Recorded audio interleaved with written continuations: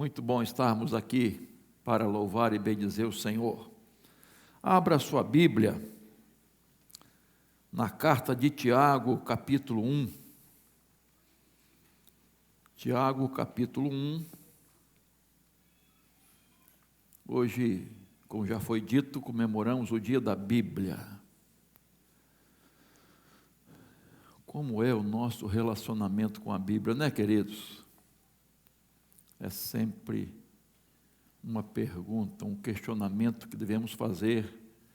Cada um deve fazer a si mesmo, né? Que valor tem a Bíblia para mim? Tiago, capítulo 1, versos 18, 21 a 25. Podemos ler juntos. Vamos lá, irmãos. Está no telão.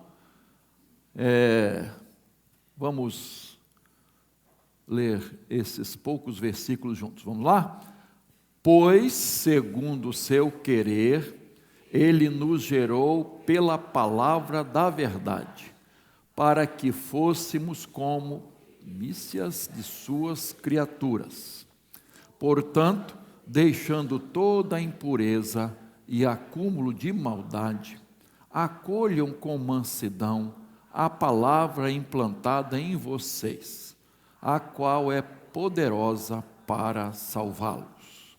Sejam praticantes da palavra, e não somente ouvintes, enganando a vocês mesmos.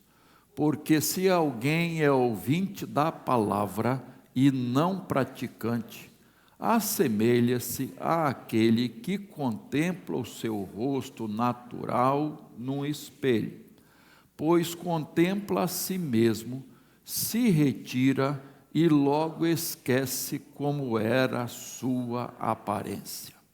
Mas aquele que atenta bem para a lei perfeita, lei da liberdade, e nela persevera, não sendo ouvinte que logo se esquece, já operoso praticante, esse será bem-aventurado no que realizar. Amém, né, queridos? Tiago escreve essa carta, esta epístola. É sempre bom lembrar que nós temos aqui, na nossa convivência bíblica, 3 Tiagos. O primeiro, Tiago, o apóstolo, irmão de João, filhos de Zebedeu. O segundo, Tiago, também era apóstolo, mas filho de Alfeu. Então temos 2 Tiagos no colégio apostólico. E tem o outro Tiago, que era o quê? Poxa, vocês estão bem, né? Irmão de Jesus, que antes era incrédulo, mas depois creu e se tornou um grande líder da igreja. Esse Tiago é que escreve essa carta, quer dizer, não o apóstolo. Tem muita gente que confunde isso, né? Então, você sabe, já ouviu várias vezes isso, leu, que Tiago não é uma carta doutrinária, é uma carta falando de quê? Da prática, da vivência do Evangelho. Então ele coloca essa questão muito claramente, não é? Que o cristianismo deve ser praticado, vivenciado. E um dos princípios que ele, Tiago, aborda é que o verdadeiro cristão tem sua vida centralizada na palavra. Vida centralizada na palavra. E é esse tema que eu quero abordar com os irmãos. Vida centralizada na palavra de Deus. E ele fala de 3 verdades fundamentais aqui nesse texto sobre uma vida centralizada na palavra. Deixa a Bíblia aberta, por favor. Então, a primeira coisa que ele aborda aqui, a primeira verdade, é que o verdadeiro crente, ele nasce da palavra. Verso 18, por favor. Pois, segundo o seu querer, ele nos gerou pela palavra da verdade, para que fôssemos como que primícias das suas criaturas. Preste atenção, a palavra de Deus nos gerou. Nos gerou. A semente divina gerou. Nos gerou, isto é, essa nova criatura foi gerada pela palavra. Isto é, a palavra nos deu vida. Nós temos vida pela palavra aplicada, implantada em nossa vida, implantada pelo poder do Espírito Santo. Então, esse milagre acontece, não é? Que milagre? O novo nascimento, essa nova vida em Cristo, essa nova natureza. Que natureza? Espiritual, pela palavra de Deus implantada na nossa vida. Então, nascemos de cima, nascemos de Deus, nascemos do Espírito Santo de Deus. É um milagre de Deus. 1 Pedro capítulo 1, verso 23, ele diz assim: porque vocês foram gerados, não de semente corruptível, mas de semente incorruptível, mediante a palavra de Deus, a qual vive e é permanente.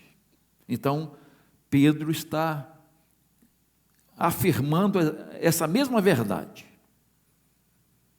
Somos gerados pela palavra de Deus. O nosso nascimento natural, carnal, vem pelos nossos pais, através dos nossos pais. O relacionamento de pai e mãe, então, gerou. Então, nós temos essa natureza carnal. Mas o nosso nascimento espiritual se dá pela palavra de Deus. E eu gosto dessa expressão que ele usa aqui no final desse versículo, para que fôssemos como que primícias das suas criaturas. Você sabe muito bem que primícias eram os primeiros frutos. Quando o povo ia fazer uma colheita, né? Os primeiros frutos eram para eles desfrutarem, não é? Não. Esses primeiros frutos eram feitos o quê? Dedicados a Deus. Consagrados a Deus. Dedicados a Deus, santo, isto é, separado para Deus. Este é o princípio da mordomia, irmãos. O que é mordomia? Nós somos mordomos de Cristo, nada nos pertence, tudo pertence a Deus, inclusive nós mesmos. O que eu tenho e o que sou, o que eu terei um dia, o que haverei de ser um dia, pertencem a Deus. Esse é o fundamento da mordomia, que Infelizmente, irmãos, muitos crentes ainda não aprenderam e não praticam isso, e não desfrutam das bênçãos de Deus reservadas aos fiéis, aqueles que são fiéis a Deus. Tudo que você recebe e que eu recebo, eu preciso tirar o que pertence a Deus. Não é meu.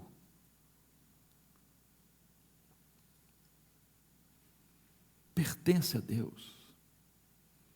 E é triste, irmãos, saber que há muitos cristãos que nem coisas materiais dedicam a Deus. Como vão dedicar a vida? São infiéis. São infiéis. É triste essa realidade. Então Tiago diz: quem nasce da palavra é como primícia. Pertence a Deus, dedicado a Deus, consagrado a Deus. Isto é propriedade exclusiva de Deus. Irmãos, aleluia por isso. Glória a Deus. Você pertence a Deus. Você é propriedade exclusiva de Deus. E ninguém pode arrebatar uma ovelha das mãos de Jesus. Você pertence. Você foi marcado, você foi selado e selada pelo Espírito Santo de Deus. Então é privilégio ser primícia dos salvos, aqueles que são salvos, pertencentes a Deus. Recebemos uma nova natureza, a natureza espiritual. Então nós temos duas naturezas, a carnal e a espiritual, que vem pela palavra de Deus. 1 João capítulo 3, verso 9, diz assim: todo aquele que é nascido de Deus não vive na prática de... Por quê? Nele permanece a semente divina. Esse não pode viver pecando, porque é nascido de Deus. Para pensar, irmão.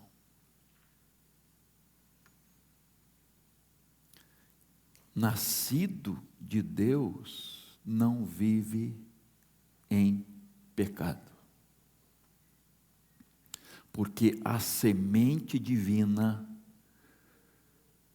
está dentro de nós. Então não pode continuar na prática do pecado. Não vive em pecado. Temos a natureza de Deus em nós, a palavra implantada em nós, que gerou ou que gera um novo ser. Está entendido isso, queridos? Amém? Não senti firmeza não, mas tudo bem. As pessoas falam assim: há poder na palavra. E tem uma certa influência, né? Claro que tem. Irmãos, poder de verdade está na palavra de Deus. Palavra de Deus, que gera vida e transformações. Haja luz e houve luz. Poder criador. Poder criador. É esse poder que está agindo em nós. Poder criador da palavra de Deus, que gerou em nós, estou repetindo, para ficar bem entendido, essa nova natureza. Então, a vida centrada na Bíblia, a pessoa é verdadeiramente cristã, porque ela nasce da palavra de Deus. Vocês lembram muito bem do encontro de Nicodemos com Jesus. É necessário nascer de novo. Esse nascimento, Jesus não estava falando de reencarnação, queridos. Morreu, renasceu, reencarnou. Você, quando lê o texto, você não jamais dá esse entendimento. Infelizmente, alguns querem pensar assim. Está falando de um nascimento espiritual. Tanto que Nicodemos disse assim: como é que eu vou entrar no ventre da minha mãe e nascer? Não, não é isso não. É da água e do Espírito. Estou falando espiritualmente. Esse novo nascimento acontece quando a palavra de Deus entra na nossa vida. Segundo lugar, segunda verdade aqui do texto, o verdadeiro crente acolhe a palavra. Veja aí, verso 21. Portanto, deixando toda a impureza e acúmulo de maldade, acolham com mansidão a palavra implantada em vocês, a qual é poderosa para salvá-los. Então, é interessante que Tiago, ele fala há uma preparação para receber a palavra. Olha, deixar toda a impureza e acúmulo de maldade. Eu gosto disso aqui e eu acho que você também. Antes da semente ser lançada, quem veio da roça sabe que o solo precisa ser preparado. Tirar os torrões, o lixo, as pedras, o mato, enfim, tirar tudo que possa atrapalhar o nascimento e desenvolvimento de uma planta, dessa semente. E eu posso falar de cadeira, irmãos, porque meu pai foi agricultor. E eu vi muitas vezes meu pai indo para um lugar, solo assim, duro. Primeira ferramenta, enxadão, para cavar, aqueles torrões, pá, cavava o tamanho do canteiro que ele queria fazer. Depois ia com o próprio enxadão, a parte de trás, né? Não sei como é que chama aquilo, o olho, sei lá o quê, e quebrava os torrões. Quebrava, enfim, depois vinha com aquela ferramenta chamada... Tinha enxada também, né? Mas para rastelar, alguns chamam de ancinho, né? Outros de rastelo, né? Então, para tirar toda a impureza, tudo certinho, tudo assim, no ponto, aí fazia o canteiro. Depois do canteiro pronto, vinha o adubo, o esterco. Jogava por cima, todo quebradinho também. Jogava por cima, e aí ia com ancinho, com rastelo, e misturava. Misturava. Molhava, preparava, para depois vir a semente, ou a muda que queria plantar. Então, há uma preparação do coração para a palavra de Deus germinar. Então, olha só, deixe toda a impureza e acúmulo de maldade. A palavra de Deus precisa de um coração humilde, disposto a ouvir e obedecer a palavra de Deus. E aí, queridos, vai dar o quê? Frutos. Qual o fruto que ele fala aqui? Poderosa para salvá-los. O maior fruto da palavra, salvação, queridos.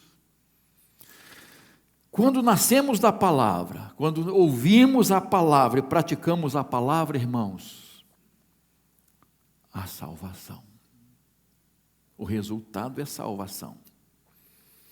Lá em Mateus capítulo 13, não precisa abrir, Jesus fala de 4 tipos de solo. O primeiro é o solo endurecido. A semente cai naquele solo endurecido, o que acontece? As aves vêm e comem as sementes. E ele compara ao maligno que arrebata a semente, para ela não germinar, crescer. Ele fala de solo superficial, rochoso, e a semente até nasce, mas não tem raízes. O tema aí dos casais, né? Raízes. E ela morre. Já viu crente que não tem raiz?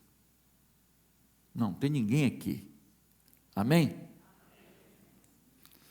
Então, e tem o solo congestionado. É o solo em que há muitos espinhos. A semente até nasce, mas ele é o quê? Afogado, sufocado. Sufocado. E ele não desenvolve. Cuidados deste mundo.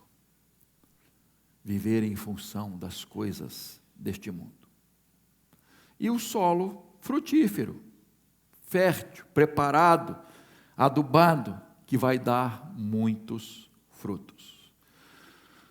A conclusão que Jesus quis nos passar, as lições, melhor dizendo, é que há pessoas que ouvem a palavra, mas o coração está endurecido. Ouvem a palavra, mas o coração está endurecido. A palavra não penetra. Sabe uma pessoa que ouve, entra por aqui, e a gente fala assim, né? Sai por aqui. Acho que às vezes nem entra, irmãos. Bate e volta. Coração endurecido. E você sabe que coração endurecido vai endurecendo porque ouve e não pratica. O coração cada vez fica mais endurecido. Quanto mais desobediência, irmãos, mais endurecimento do coração. E ele diz que há pessoas que recebem a palavra, mas não permanecem, esquecem facilmente, não há profundidade espiritual. E as igrejas estão cheias disso, irmãos. O exemplo claro, bíblico, é a igreja de Corinto, que não cresceu, que não desenvolveu, que não teve maturidade espiritual, que era composta de crianças, bebês espirituais, que precisavam tomar leitinho, que não sabiam pronunciar até palavras. A palavra criança ali é aquela criança que não sabe pronunciar ainda nenhuma palavra. Eram aqueles crentes que não cresceram, não se desenvolveram espiritualmente. Então Jesus também nos ensina que há aqueles que até recebem bem a palavra, e nasce, a semente aflora, mas há espinhos, há cuidados deste mundo, sufocam. Já viu um crente sufocado, irmãos? Cristão sufocado? Os cuidados desta vida, completamente dominados pelas coisas materiais. O objetivo da vida não tem nada de espiritual. Não é buscar o reino de Deus em primeiro lugar, são as coisas em primeiro lugar. Essas coisas têm mais importante. E se sobrar tempo, se sobrar alguma coisa, então a gente olha para você mesmo. A ideia não é ficar olhando para a vida do irmão, mas que valor as pessoas, os crentes dão às coisas espirituais.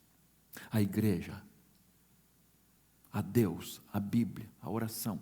Que valor! e, graças a Deus, há corações sedentos, férteis, que a palavra de Deus penetra e faz transformações da nova vida, muda a vida completamente da pessoa. Ela vive praticando a palavra, que é a terceira parte aí das verdades que Tiago nos ensina, que é a prática da palavra de Deus. Versos 22, vamos lá. Sejam praticantes da palavra e não somente ouvintes, enganando a vocês mesmos. 23. Porque se alguém é ouvinte da palavra e não praticante, assemelha-se àquele que contempla o seu rosto natural no espelho. 24. Pois contempla a si mesmo, se retira e logo esquece como era a sua aparência. 25. Mas aquele que atenta bem para a lei perfeita, a lei da liberdade, e nela persevera, não sendo ouvinte que logo se esqueceu, mas operoso praticante, esse será bem-aventurado no que realizar. Então, não basta ler, não basta ouvir a palavra, irmãos. É preciso praticar. Quantas vezes você já ouviu isso, hein, irmão? Nós já ouvimos. Quantas vezes, irmãos? Mas será que isso é uma verdade? Será que nós somos praticantes da palavra? De toda a palavra? E não só de algumas coisas? Nós colocamos em prática todas as verdades? Queridos, infelizmente, muitos cristãos são ouvintes da palavra e não praticantes. Conhecem, sabem.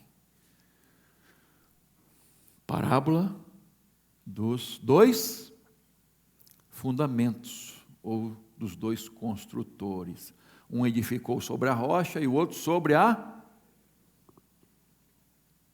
Um era ouvinte, conhecia, sabia, mas não era praticante.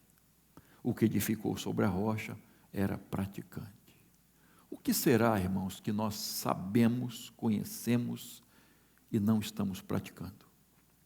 Nós sabemos, mas não estamos praticando.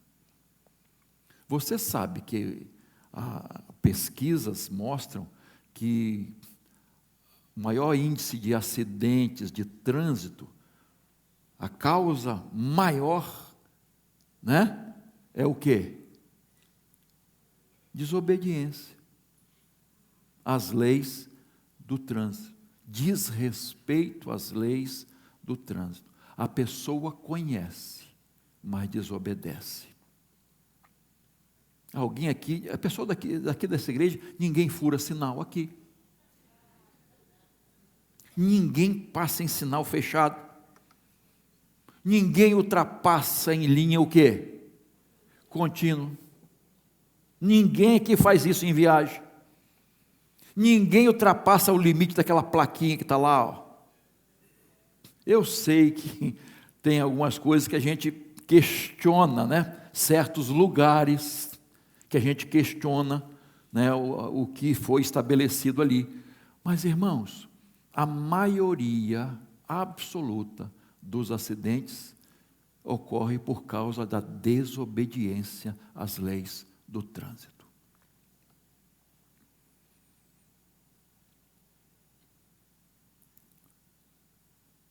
Pessoal que gosta de esporte aqui como eu gosto assim, né, no limite. Jogador de futebol, ele sabe que tem regras, mas ele desobedece. Aí leva o amarelo, né? Depois o vermelho. Por quê? Desobedeceu. Não adianta fazer um gol em impedimento, que não vale. Particularmente, eu acho um absurdo, eu devia banir essa regra do futebol. Só dá problema. né? Até o VAR. E aí tem aqueles irmãos, defensores do seu time, só contra o meu time. O VAR é do Flamengo. Já viu muita gente falando isso?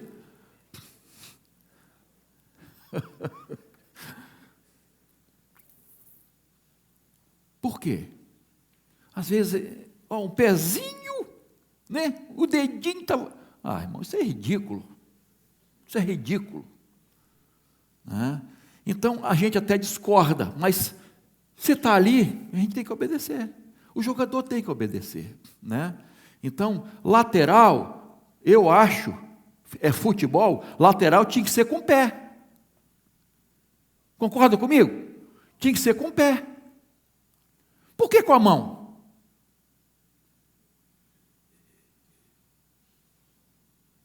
Eu acho que o gol, a trave, tinha que ser maior.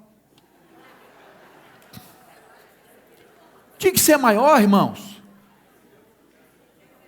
Qual é a graça do futebol? Não é o gol? É ou não é? É o gol.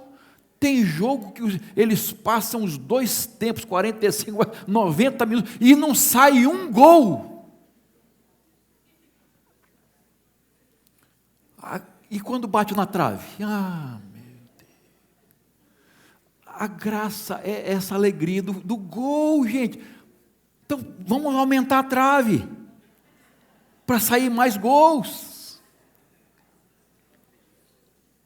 Outra coisa que eu discordo, o tempo. O tempo deveria ser não corrido, mas como é acho que é vôlei e no basquete. Parou o cronômetro. Não tinha esse negócio de cera. Para que? Ele está... Não. Saiu a bola, conta. E tinha que ser menos tempo. 30 minutos cada tempo. Se eles me ouvissem, teria mais graça o futebol, teria mais gols, etc, etc. Não teria tanta briga, entendeu? Mas ninguém me ouve. Regras têm que ser obedecidas, achando certas ou erradas, tem que ser obedecidas, irmãos. Às vezes você olha a Bíblia assim, puxa vida, eu tenho que amar meu irmão e orar pelo inimigo?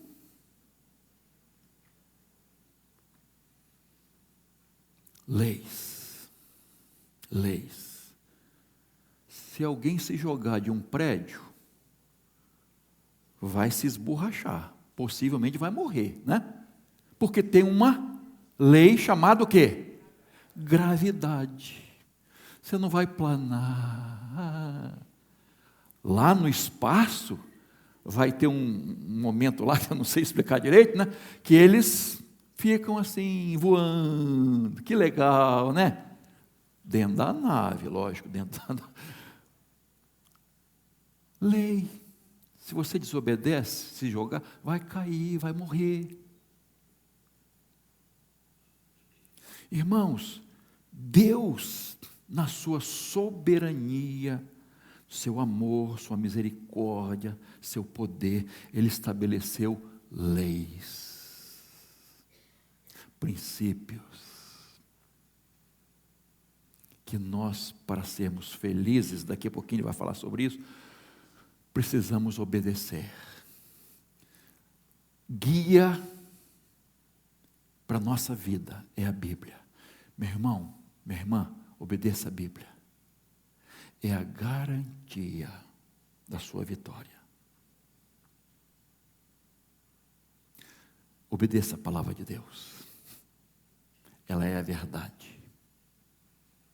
Deus honra a sua palavra. O que Ele disse, Ele cumpre. Suas promessas se cumprem. Nós precisamos crer. João 13:17, Jesus disse assim: se vocês sabem estas coisas, bem-aventurados serão se as praticarem. Não é bem-aventurado quem sabe. Feliz é aquele que pratica a palavra de Deus. E ele fala 3 coisas importantes aqui sobre isso, tá? Então, primeira coisa, quem pratica a palavra de Deus, primeiro, conhece a si mesmo. Olha só, versos 22 e 23, Tiago compara a palavra a um espelho. Você se olha no espelho, você se examina no espelho. Todo mundo aqui, hoje de manhã, se olhou no espelho, ou foi só eu? O cabelo aqui ficou meio arrepiadinho, de vez em quando fica muito arrepiadinho aqui, tem que passar um negócio aqui para ele descer, tal, ó, o bigode, tive que cortar aqui um pouquinho o bigode. Você se olha, né? Bom é os irmãos calvos, né, carequinhos, não tem problema, não pentear cabelo, nem nada disso, né? Você sabe que o judeu não se olhava no espelho, né? No sábado. Por quê? Para não ser tentado a pentear o cabelo, porque isso era trabalho. Então, melhor não se olhar no espelho, né? Então, olha só, a palavra de Deus é espelho. Ela vai te mostrar quem você é de verdade, como você está, e não só aparência, mas lá dentro. A palavra de Deus vai mostrar, vai te revelar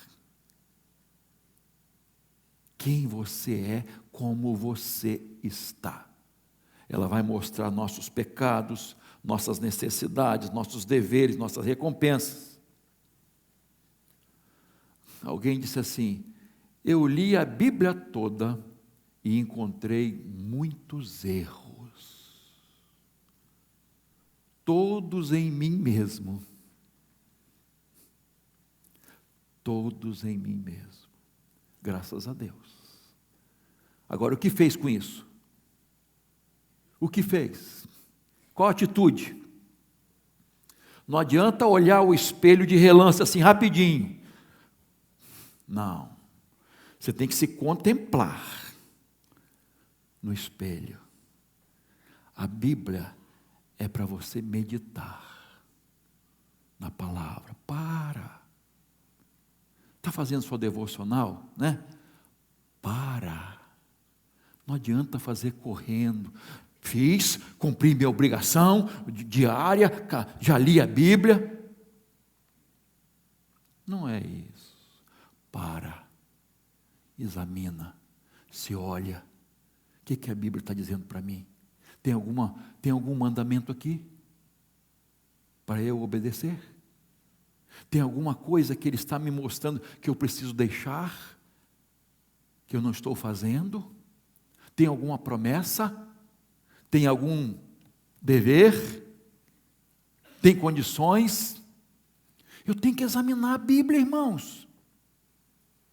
E quando eu me examino e constato, a Bíblia me mostra, eu tenho que tomar uma atitude. Não é ver, deixa para lá. Deixa para lá. Não tem problema não. Não é assim, queridos. Eu tenho que olhar, examinar e tomar atitudes diante dos meus erros. Então, o exame da palavra de Deus, quem pratica a palavra de Deus, conhece a si mesmo. Segunda coisa que Tiago diz aqui, torna-se verdadeiramente livres. E eu gosto disso aqui também, né? Ele diz, lei perfeita, lei da liberdade.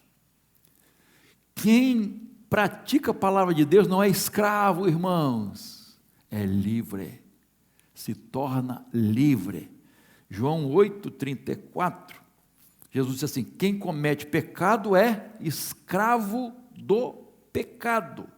João 8, 31, 32. Se vocês permanecerem na minha palavra, são verdadeiramente meus discípulos. Conhecerão a verdade, e a verdade os libertará.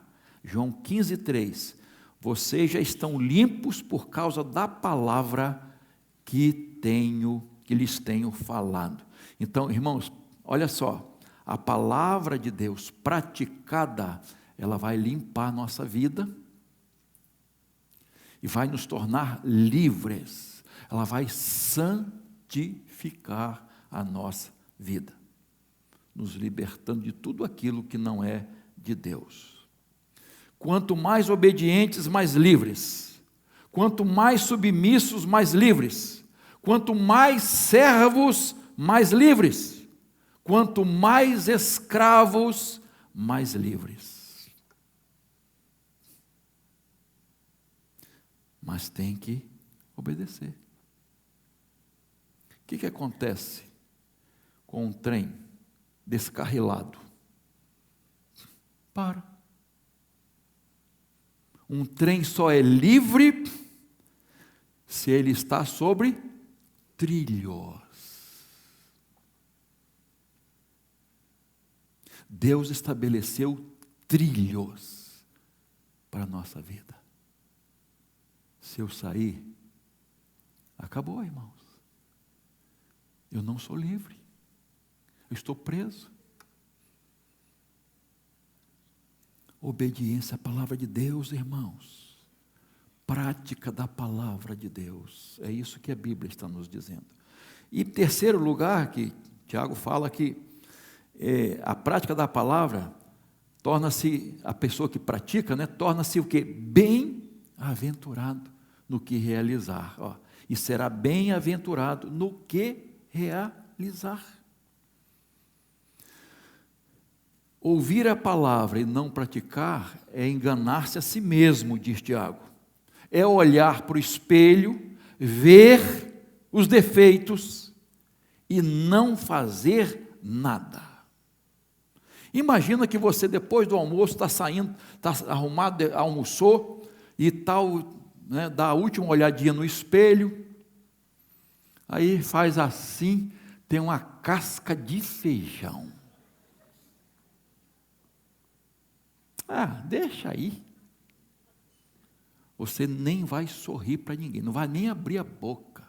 Se você souber, que a casca de feijão está ali. E quando você vê em alguém, qual a sua atitude?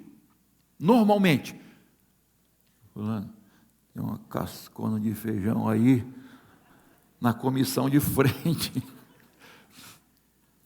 Porque é chato demais. É vergonhoso demais, não escovou os dentes. Irmãos, nós estamos vendo a casca de feijão no nosso dente, e está ficando, irmãos. Ela está ficando ali. Nós não estamos cuidando, irmãos. Então, Tiago, ele vai dizer, essa religião é vã. Tiago fala muito do falso e verdadeiro.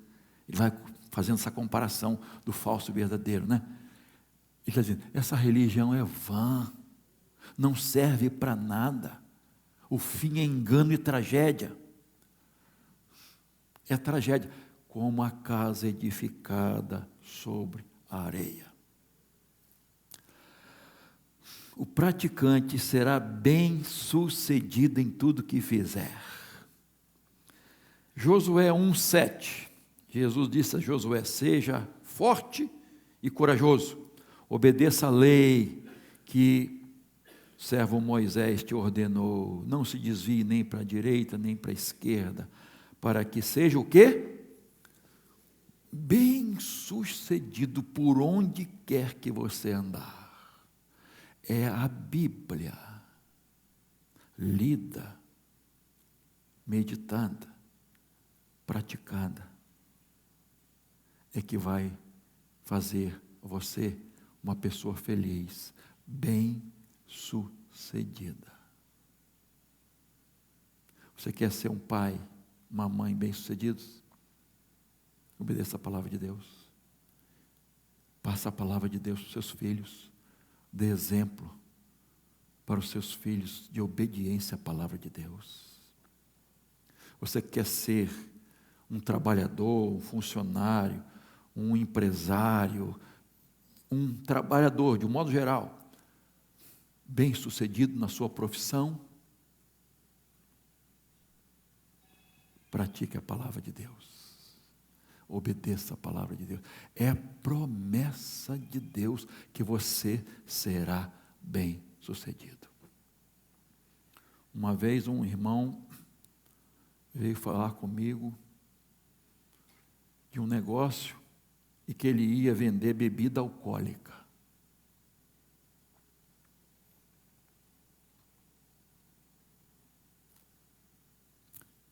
Depois que ele falou, falei, vem cá, você não está perguntando minha opinião não, né? Você está dizendo o que você vai fazer. Porque se você tivesse perguntado, aí eu fui, né? Aí escrachei. Se você tivesse perguntado, eu diria o seguinte, mas o argumento dele, se eu não vender bebida alcoólica, eu não vou ter lucro. Bebida alcoólica que dá mais lucro. Eu disse, é bebida alcoólica que vai te afundar. Infelizmente. E, infelizmente, foi o que aconteceu. Meu irmão, a palavra de Deus para ser obedecida, meu irmão. E a promessa é que você será bem-sucedido. Não sou eu que estou falando isso, irmãos. É a palavra de Deus. É a promessa de Deus. Bem-sucedido. Bem-aventurado o homem que não anda segundo o conselho dos ímpios, nem se detém no caminho dos pecadores, nem se assenta na roda dos escarnecedores. Pois o seu prazer está onde? Na lei do Senhor. E na sua lei medita de dia e de noite. E aí continua e mostra a pessoa bem-aventurada, do início ao fim da sua vida.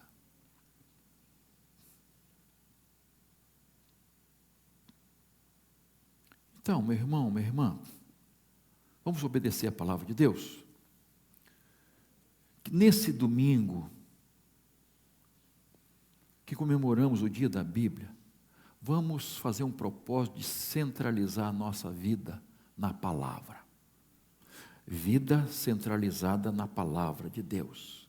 Ele nasce da palavra, ele acolhe a palavra, ele pratica a palavra. E praticando a palavra, ele vai conhecer-se a si mesmo, vai se tornar-se verdadeiramente livre e será bem-aventurado em tudo o que fizer. Vale a pena, irmão. Minha irmã, vale a pena ler, estudar, meditar, praticar e pregar, ensinar a palavra de Deus. Faça esse propósito hoje. E eu termino com a pergunta que fiz no início. Qual é o nosso relacionamento com a Bíblia? Qual o valor que a Bíblia tem para nós? Eu esqueci o nome do irmão lá de Vila Velha, tinha 60 e poucos anos, ele leu a Bíblia 106 vezes.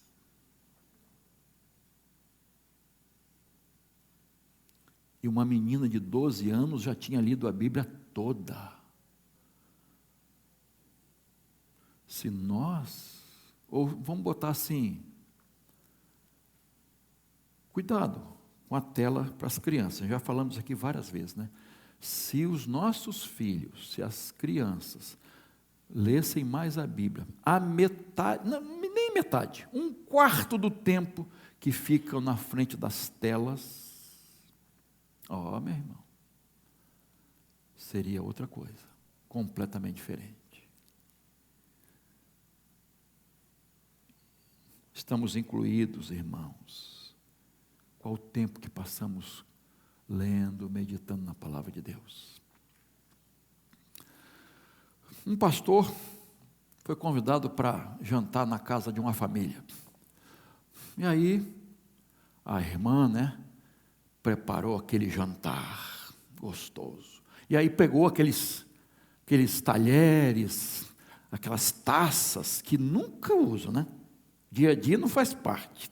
A família visita que pode, vou não entrar em detalhe não. Mas aí preparou tudo direitinho, os talheres, garfo, faca, colherzinha da sobremesa, tudo bonitinho, tal. Beleza. Que jantar gostoso, Tinha até pudim de leite condensado na sobremesa. E aí, terminou, o pastor foi embora. E aí a esposa chegou para o marido e disse: marido, o pastor roubou a colher de sobremesa. Sabe aquela colher, aquele talher parecido a ouro? Eu não sei qual o material, mas parece folheada a ouro, brilhando assim.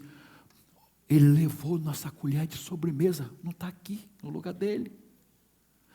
Minha filha, o que é isso? Não pode ser. Está onde? Já contei várias vezes. Já olhei, está faltando uma colher de sobremesa. Vou falar com ele. Pelo amor de Deus, mulher, não fala, nem menciona esse fato. Tudo bem, vamos convidá-lo de novo. Passado alguns meses, convidaram de novo o pastor para outro jantar. Vocês já estão imaginando o final da história, Aí, jantar legal, contra a vontade do marido, a esposa falou assim: pastor, até tossi, o senhor vai me desculpar, mas o senhor roubou a nossa colher no jantar passado. Ele olhou para ela, olhou para o marido, falou: meu irmão, me faz um favor, pega a sua Bíblia. Eu queria ler a Bíblia. Pega a sua. Ela procurou, foi na gaveta, trouxe a Bíblia. Abre, irmã, a Bíblia. A colher estava lá, irmã. A colher estava dentro da Bíblia. Meses e meses e meses sem pegar na Bíblia. Ficou sem graça, Não precisa dizer,